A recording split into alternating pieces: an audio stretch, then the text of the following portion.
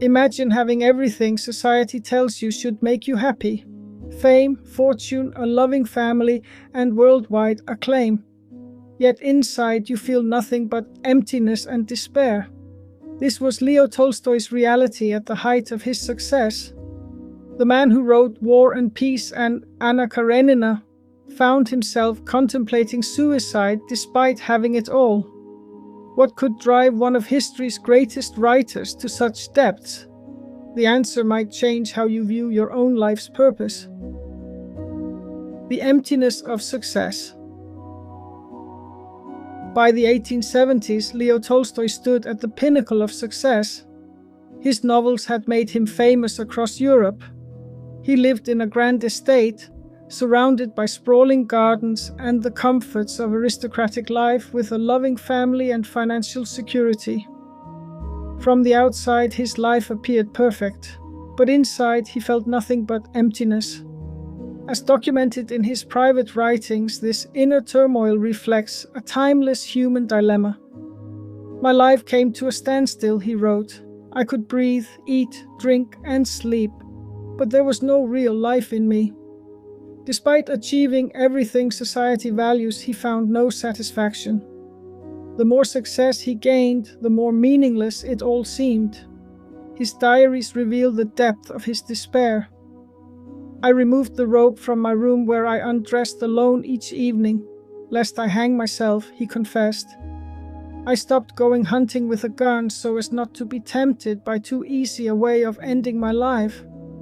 These weren't fleeting thoughts. They consumed him daily, isolating him even in the midst of his family and admirers. What makes this crisis remarkable is its timing. Tolstoy wasn't enduring hardship or poverty. He was at the height of his creative powers, surrounded by admiration and privilege. Yet none of it answered the fundamental question: why keep living? Modern psychology recognizes this paradox. Studies show that beyond basic needs, increased wealth and status contribute little to lasting happiness. Tolstoy's literary fame, grand estate, and intellectual achievements all left him feeling hollow.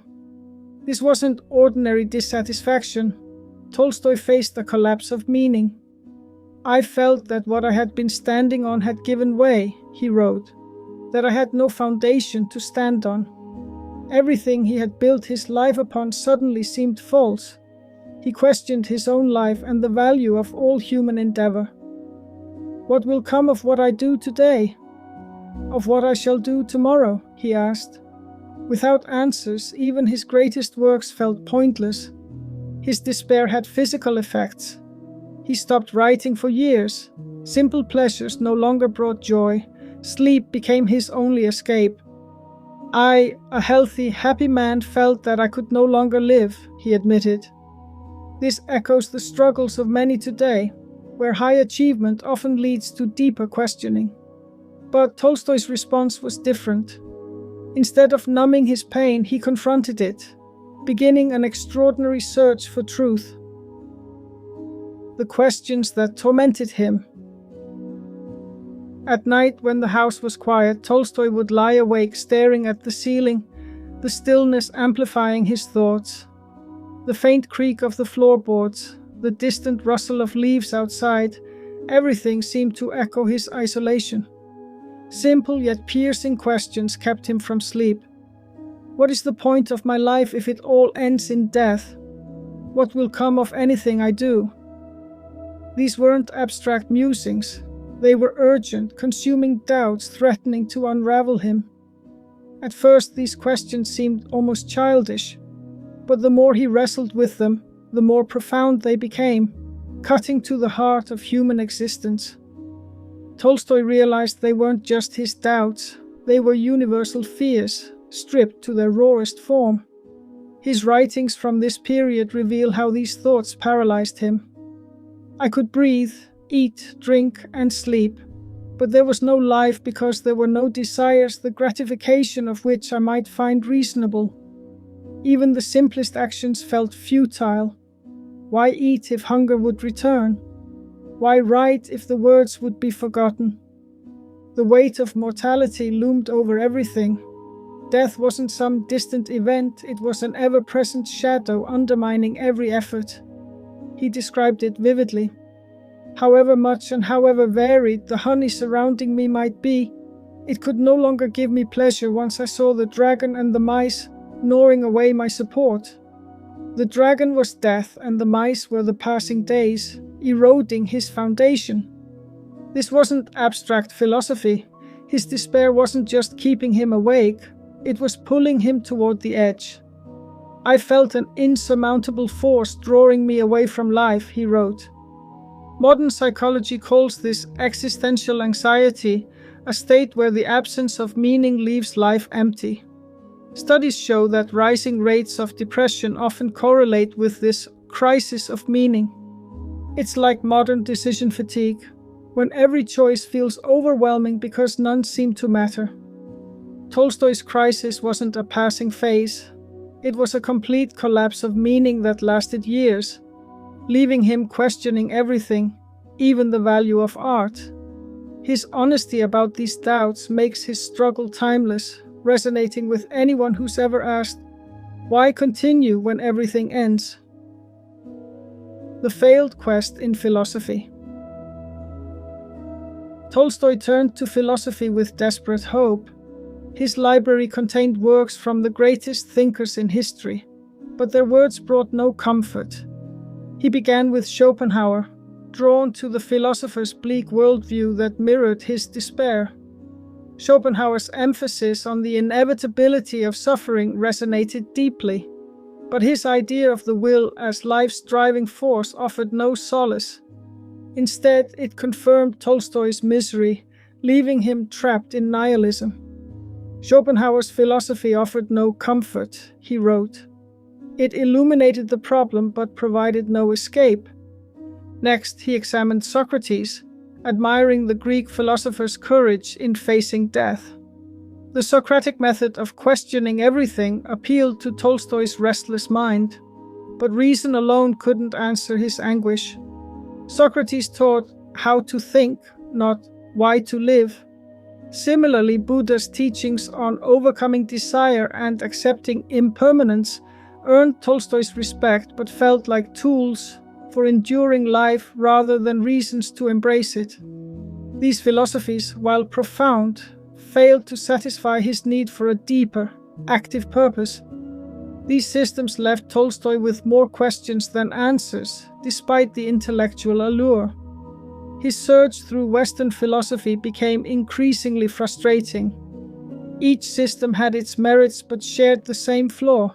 They could analyze existence but not justify it. The more he read, the clearer it became that reason alone couldn't answer his core question.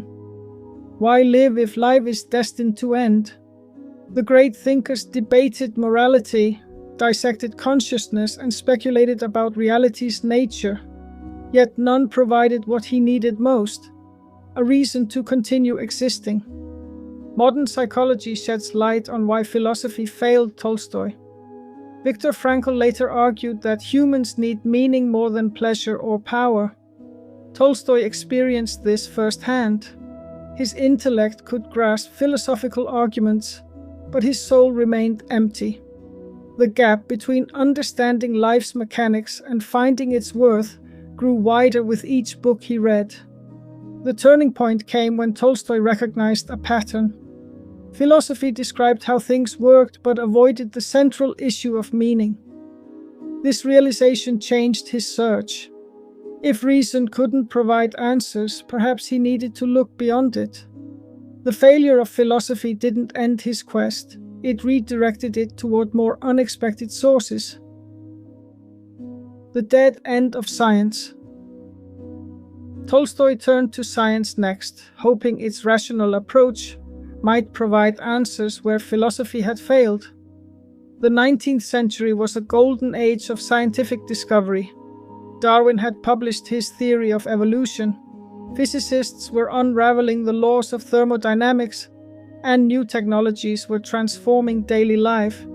Surely, Tolstoy thought, this explosion of knowledge must contain some clue to life's meaning. But what he found only deepened his despair. He began with biology, particularly Darwin's work. The theory of evolution fascinated him, but its implications chilled him. According to biology, we are merely lumps of energy, valuable only when we are healthy and destined for death, he wrote. This view reduced human life to a series of mechanical processes: birth, reproduction, death, with no inherent purpose beyond survival. It was like a mechanical clock that ticks relentlessly but never warms the heart. Tolstoy struggled to reconcile this cold logic with the depth of his suffering. How could his pain feel so profound if life itself was so indifferent? Physics offered no better solace. The laws of thermodynamics described an inevitable march toward entropy, a universe winding down to cold stillness. Astronomy revealed Earth as a speck in an indifferent cosmos. The more he learned about the inevitability of decay, the further he drifted from hope. Science excelled at explaining how things worked but remained silent on why they mattered. While offering detailed explanations of the mechanisms of nature, he observed, science could not answer those questions that tormented him. Why are we here? Why do we suffer? What happens after death? Even as he admired science's precision, its answers felt hollow. Medicine explained the body's workings but couldn't justify preserving it. Chemistry revealed life's building blocks but said nothing about their purpose. Mathematics, with its perfect logic, couldn't calculate life's worth. Science provided tools for manipulating the world but no guidance for living in it. This wasn't science's failure, it simply wasn't designed to answer existential questions. This realization marked a turning point. If neither philosophy nor science could answer his questions, perhaps the answers lay elsewhere. Tolstoy began looking beyond intellectual systems to lived experience, finding inspiration in the simple, purposeful lives of Russian peasants. Their example would lead him to an unexpected solution. The unexpected answer. Tolstoy began noticing something peculiar about the peasants working his land.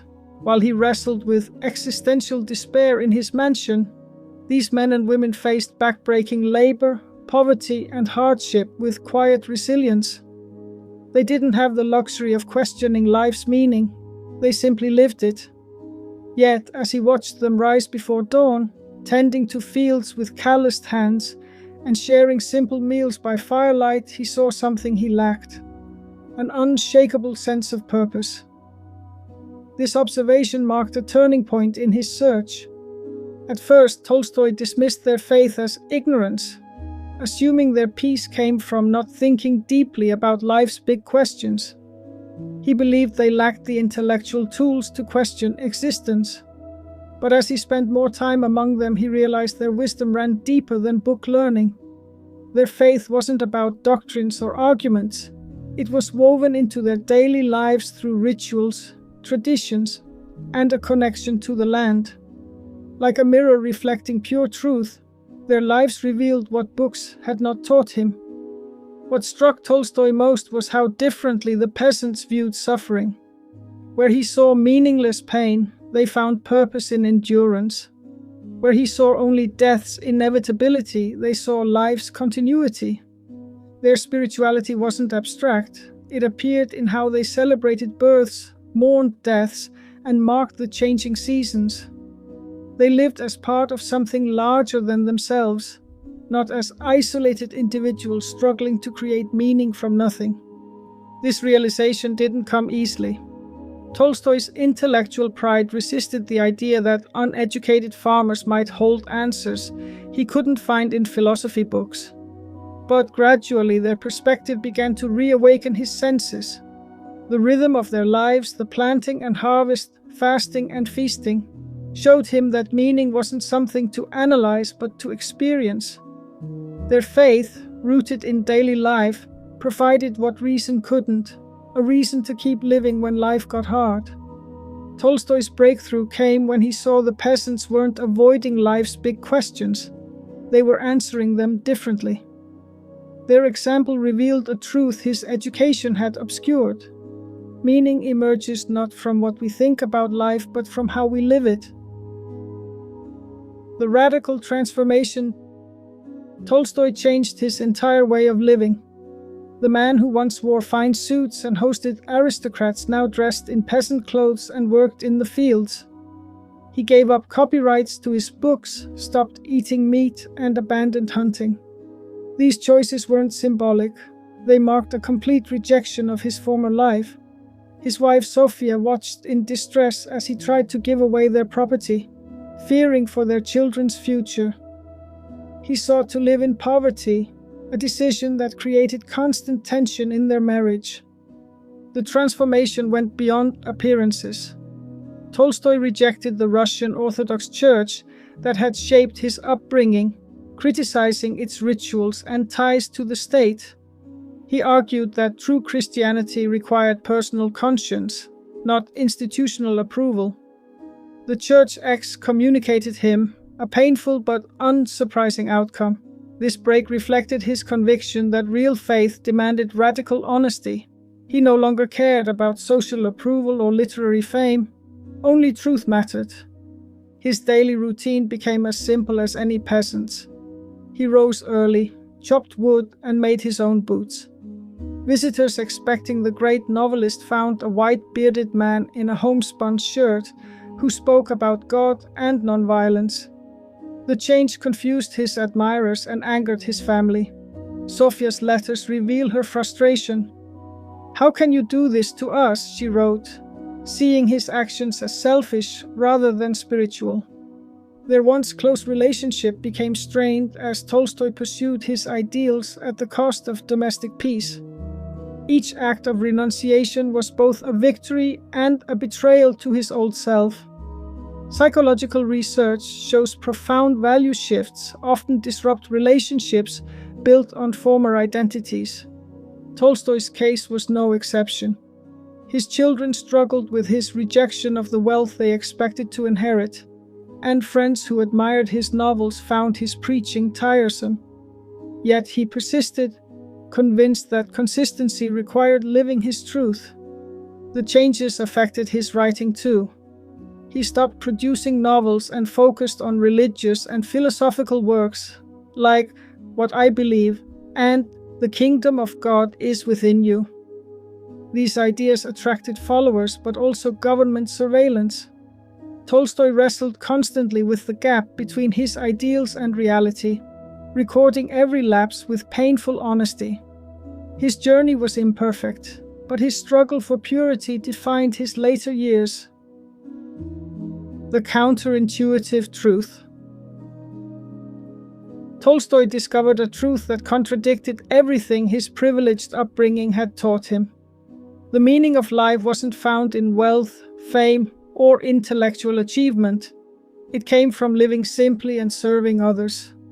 This realization turned his worldview upside down. Where he once saw peasants as ignorant, he now recognized their wisdom. Where he valued complex philosophy, he now found truth in basic human connection.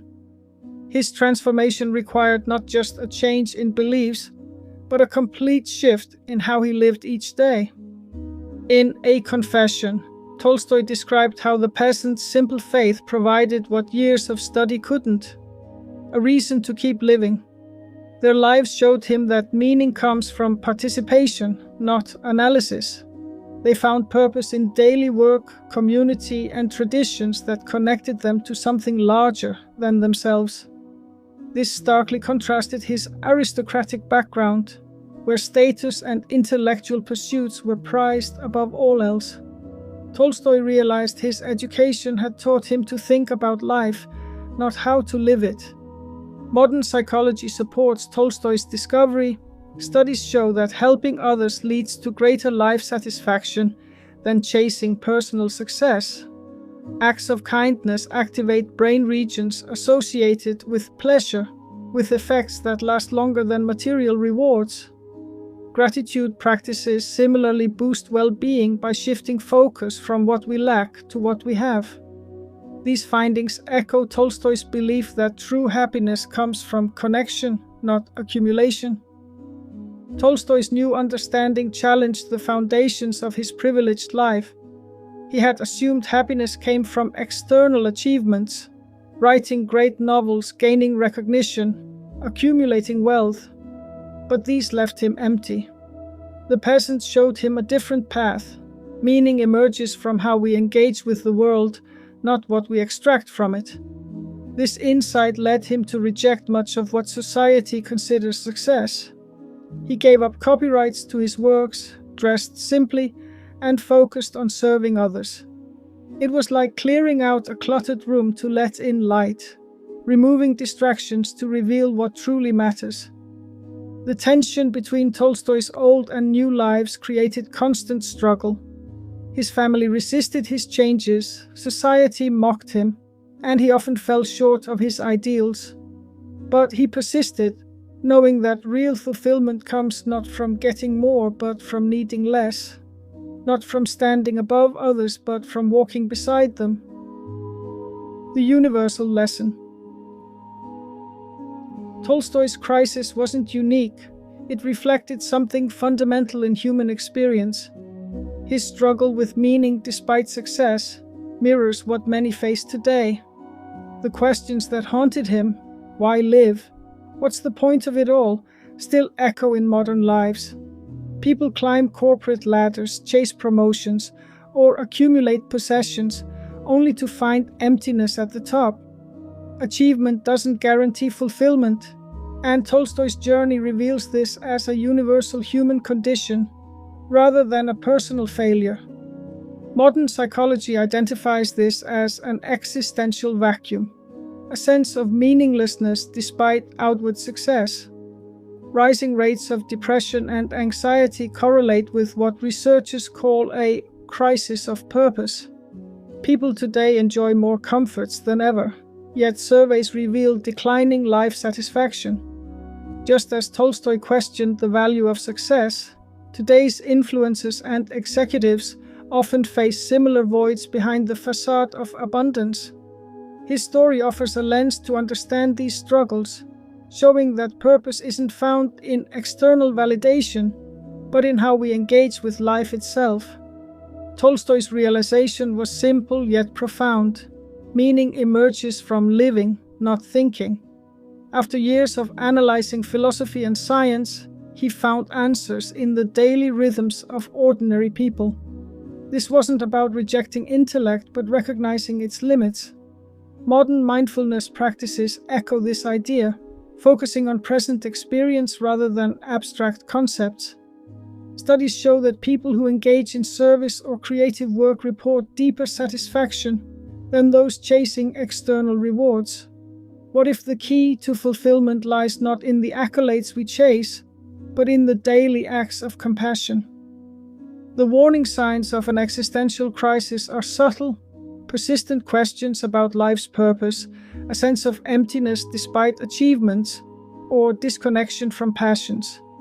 Tolstoy's journey teaches us to see these signals as opportunities to re-evaluate what truly matters. Meaning isn't found out there, but cultivated through small intentional choices, helping others, creating, and connecting. Tolstoy's journey reveals a profound truth. Meaning often hides in plain sight.